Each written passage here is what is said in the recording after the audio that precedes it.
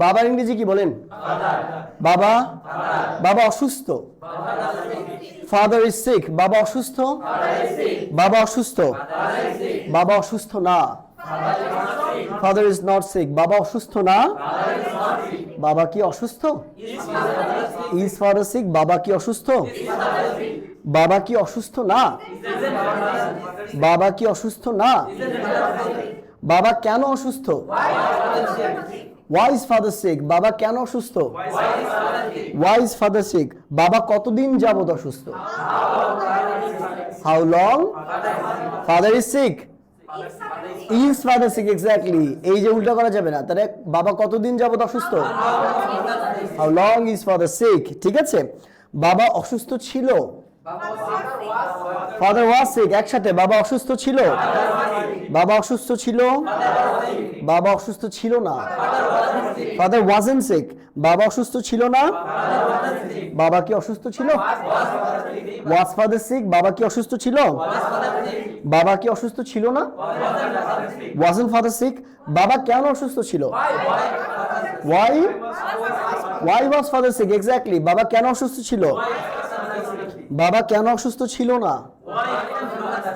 Why wasn't father sick? বাবা কেন অসুস্থ ছিল না? বাবা কতদিন যাবত অসুস্থ ছিল? বাবা কতদিন যাবত অসুস্থ ছিল? How long was father sick? ঠিক আছে, বাবার অসুস্থতা আছে। সিক মানে অসুস্থ থাকা, সিকনেস মানে হচ্ছে অসুস্থতা। তাহলে কি বলবো? বাবার অসুস্থতা ছিল। কোনো কিছু থাকা অর্থে কি ইউজ করি আমরা? Have, has, had. তাহলে ছিল বলতে হ্যাড ইউজ করা হয়। তাহলে যদি বলা হয় বাবার অসুস্থতা ছিল, had sickness.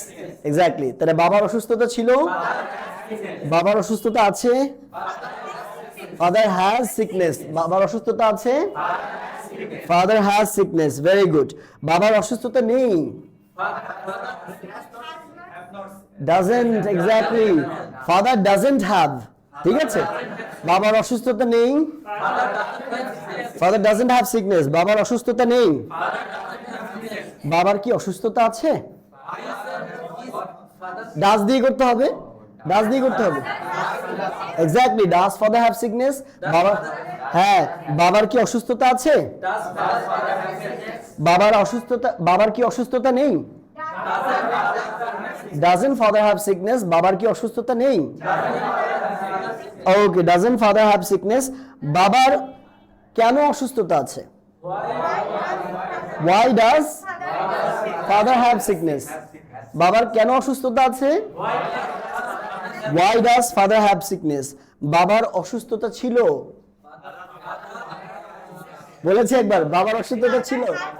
Father had sickness. বাবার অসুস্থতা ছিল, বাবার অসুস্থতা ছিল না। hadn't বলেন কি না? ওখানে ডাজ ব্যবহার করলে এখানে কি হবে? ডিড। এক্স্যাক্টলি। তাহলে বাবার অসুস্থতা ছিল না, didn't have. Exactly. Father didn't have sickness. বাবার অসুস্থতা ছিল না, ফাদার didn't have sickness. বাবার কেন অসুস্থতা ছিল? Why did father have sickness? Why did father have sickness? Exactly. বাবার কতদিন যাবত অসুস্থতা ছিল? How long did father have sickness? Exactly. আমরা বলি বাবা ওষুধ খায়। বাবা ওষুধ খায়। ফাদার টেক হবে নাকি টেক্স হবে? টেক্স কেন হবে? Exactly. Very good. Third person singular number. তাহলে বাবা ওষুধ খায়, ফাদার টেক্স মেডিসিন। বাবা ওষুধ খায়, বাবা ওষুধ খায় না। Father doesn't. এক্স্যাক্টলি। তাহলে বাবা ওষুধ খায় না, বাবা কি ওষুধ খায়?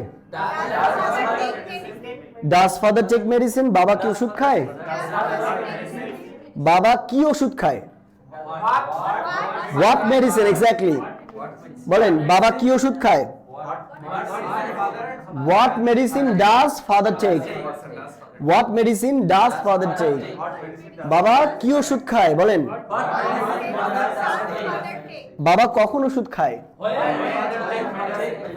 when father take medicine. very good. বাবা কতদিন যাবত ওষুধ খায়?